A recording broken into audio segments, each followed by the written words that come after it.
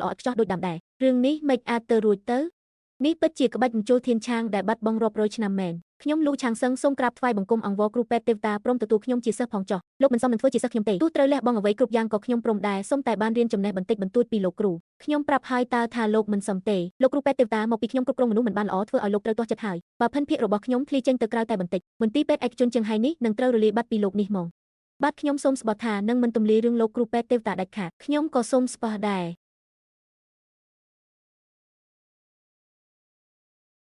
ព្រះឲ្យនេះជាវិជាពេទ្យទេវតាមែនទេ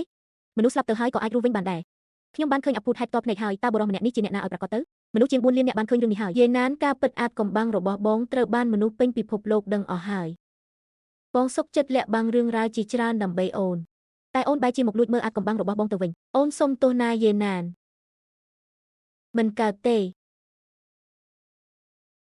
យាយណានធ្វើដំណើរមកត្រូវតែដល់5នាទីមុនបងឲ្យបាន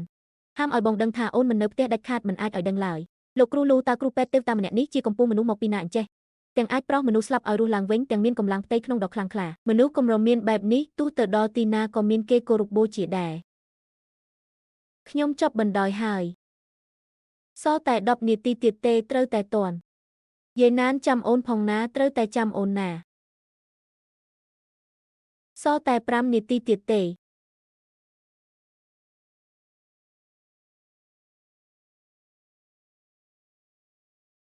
ប្រពន្ធសម្លាញ់បងមកវិញហើយ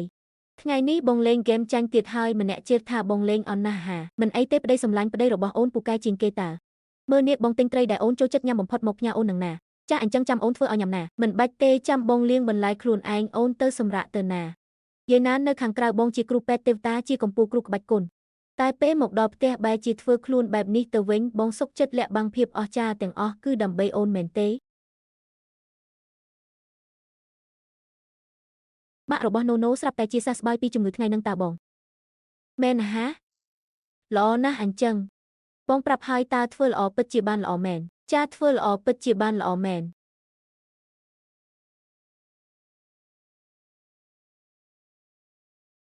ប្រព័ន្ធសុវត្ថិភាពមានការទម្លាយចូលមិនប្រក្រតី